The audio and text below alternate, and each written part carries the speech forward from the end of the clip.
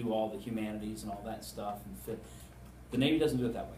It's like if you're going to be a medic, we're going to teach you just that. There's no fill-in stuff. So it's a year of going to school 8 hours a day, Monday through Friday, doing duties and stuff on the weekends for A school. And A school is basically, it makes you that basic, you basically know that basic part of that job, which is great. You're a corpsman, okay? That's great. Then there's a second level of schools called C schools, and that's where you specialize in something. Could be cardiac support or respiratory or any of the sub professions of medicine. You can kind of go to a C school and get that next level of training, so you can be a little more proficient at one area.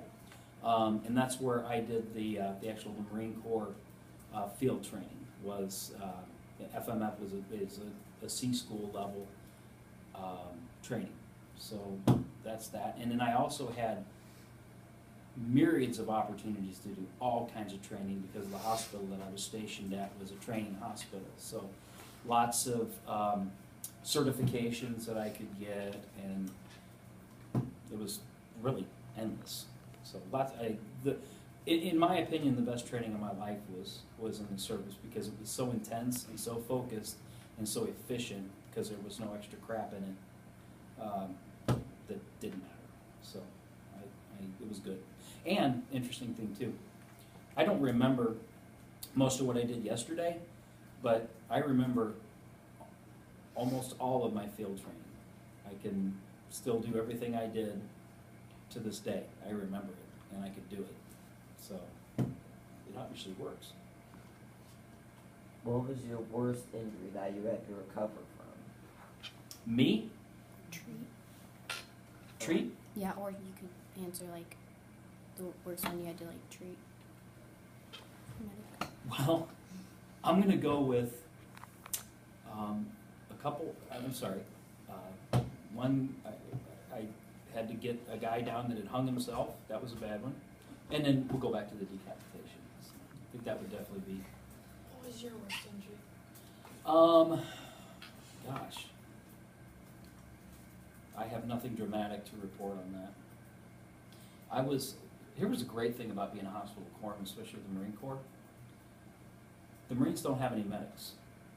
They use us, the Navy guys that are cross-trained in. So they love us because we fix them. So I was taken very, very, very good care of. The Marines took very good care of me. There's a lot of books written about hospital corpsmen. They call them doc. When you guys are watching war movies, if you ever do, you'll hear them say, calling for corpsman up or corpsman, medic. Has anybody watched Lone Survivor? Yeah. No. Lone Survivor's a Navy SEAL. Mark Luttrell, who was the Navy SEAL that movie's based on, was a hospital corpsman. So that's what his training was. He was a hospital corpsman. Now, obviously, he went through SEAL training and became a spec ops guy. But what the heck were we talking about? What was the question? Worst injury. Oh, worst injury. Jeez, I kind of lost that. Yeah, no, not me. I was. They took really good care of me. I mean, minor stuff, pokes, stabs, things of that nature. I've never been shot. I haven't been shot yet, so we'll see what happens today. When you also said the stab wounds, like, did the bad people stab your people or something? No. most of my the issues that I had to take care of were in-house. I love the Marines very, very much. They're a very special breed. I'm really glad they're on our side. But they hurt each other a lot. They hurt themselves a lot. They got bit by rattlesnakes. They're fighting each other. They're stabbing each other, shooting themselves in the feet. There's all kinds of stuff. Why did they shoot each other? They didn't shoot each other in the feet. A couple guys shot themselves in the feet. Pulling their sidearms out of holsters without the safety on and having the hammer back and hitting the trigger and shooting themselves, literally shooting themselves in the foot. So were the guys fighting, were they like trying to bite each other, or were they just like messing around? Well, it's a very high energy, intense environment all the time. So, like anybody in here play sports? Yeah. Yeah. Pretty much everybody kind of plays sports. Okay. So when you're talking to the coach before you go out on the field or on the court, and you're kind of getting jacked up, and they're telling you what you're going to do, and that's like you're ready to go, right? These guys are like that all the time. I mean, when they wake up and right before they go to sleep, they're ready to go all the time. So somebody says something wrong or bumps into, or the training isn't going right, and things just happen. Not unlike real life out here. So yeah, lots of infighting. How long was your training? Whoa, which one? Uh, You know what? Yeah. Let me answer that this way. I was always in training. Always. Yeah. And that's another thing I did like about the military is you're never done. You're never done learning what you do or getting better at it. Because if you're not deployed or you're not on a ship or whatever, well, even on a ship you have time to be training. It's not like you're done with school. It's not like out here. You're always getting better. Good question. Was the Navy your first option for the service? Yes. They had the medical program that I wanted. Were your children born when you went into the war? No. After I got back home. How old were you? When? When you got back home? From active duty, 22, 23, something like that. So you were 18 when you joined? Oh yes. Actually, I joined when I was 17, and I went in when I was 18. So I did what's called a year delayed entry. So between my junior and senior year, I actually got swore in, did some training, etc. So I was a year ahead of the curve. Now, what war were you in? I served during a couple different conflict times. So the one you would be most familiar with would be the Gulf War era, the tail end of Grenada during the Panama conflict, and then Gulf War time. So those are the conflicts that were going on during the time of my service. And again, nothing like, you guys are probably talking to some Afghanistan vets, Iraq vets, where they're in the middle of the fray. That's not what I did. We were not involved in that type of war when I was in. It was different.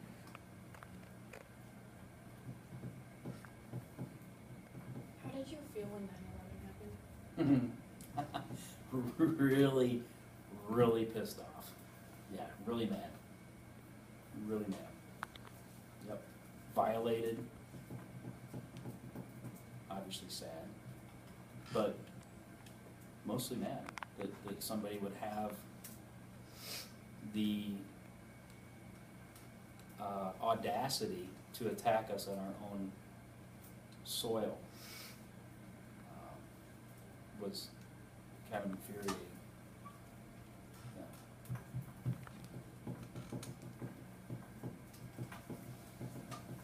What else? You said how many children do you have? 4. Four. Well, we're reading this book. It's called The Impossible Life of Memory. What is it called? The Impossible Life of Memory. Yes. And the dad, he was a war combat and he has PTSD, and he has a daughter. And the relationship is, That's okay. yeah. Mhm. So what's your relationship with your children? Our relationship with my children is actually quite awesome. You should probably ask them though. I have my oldest daughter, her name is Hannah. She went to school here. She just graduated from the United States Naval Academy in 2015. She's a nuclear physicist officer in the Navy. How old is she? Hmm? How old is she? Hannah is 22 now? Yeah. So she's actually on a ship right now off the coast of France, a ship called the USS Sullivan's. and she's married to a West Point Army helicopter pilot. So our relationship is phenomenal. I have a son, his name is Elijah. He graduated from here as well. He's a junior at Judson University. We have a very, very good relationship, very good bond with him. And then I have twin girls that are still students here. They're juniors, Lydia and Julia Bobell, so they're kind of creepy. So if you see them, ask them. You can get their opinion. I think it's good, but of course I'm the dad, so yeah, ask them. Nothing like the book you're reading. I'm familiar with the book that you're reading, and you know what I'm going to tell you though. That's interesting because when I was a young father, there was no such thing as PTSD. They didn't call it anything. You know, you come home, you're pissed, you're frustrated, you have a bad temper or whatever. Well, whatever. I mean, you know, just the way you are. So as they talk, they learn more about PTSD and talk more about PTSD, and they write books about it, and people can put a label on it. I can look back at different events, even with my daughter Hannah when she was younger, look back and think, wow. First of all, you know, I knew that I didn't handle that situation right, but now it's like, okay, maybe, and I don't want to use it as an excuse, but I'm thinking, oh, okay, well maybe that's why I was like that, you know. So I'm kind of looking at it backwards because I'm older, and like I said, when I got out, and for the first many years, like, well, there's no such thing as PTSD. What the hell is that? You know, just got a bad temper. So, how old are you guys? 13. 14. Okay, so you've probably heard hell before. Oh, yeah. So yeah, so I would say my relationship with my kids is phenomenal with all four of my kids. It's been work and not easy the whole time, but right now we're in a really good spot. Nothing like your book. You have tattoos. Did you have I them have before you went many. to the war? What? I have many. Like, do any like represent your time of war or anything? Some do. Yeah. So this actually says USN, and this is the medical symbol. It's called the caduceus. It's a Latin. It's the medical symbol. So when I was part of a specific group of medics that were trained in a very specific way, we all had the same emblem. So it's an anchor, the medical symbol USN, and two lightning bolts. So there's other guys that have the same tattoo, but maybe in different places. So that's my medical one. This is a Navy tattoo with several different symbols, and it says hold fast, which is kind of a nautical mantra, which means don't let go, hold fast, stick to your guns. This is the nautical star that represents navigation, having the right path. This is an anchor with a sparrow in it. The sparrow in a tattoo, like Captain Jack Sparrow. The sparrows in tattoos represent freedom, life change, mostly life change. So that's that one, that's that one. Then I have a few others. And my daughter, who is a Navy officer, so her tattoos can't show. She actually has two sparrows, just like mine, one on each hip. So it's kind of a family thing. Then I have the motto of our great nation, written from here to here. What's the motto of our nation? What is our official motto? Land of the free and home of the brave. That's an excellent answer, but not right. Anybody else? What is the motto of the United States of America? Officially the motto. You're going to look it up. You could pull out any piece of money that you have God and we trust. thank you. That's the end of it there. Well done. That is officially our nation's motto. So I got that one.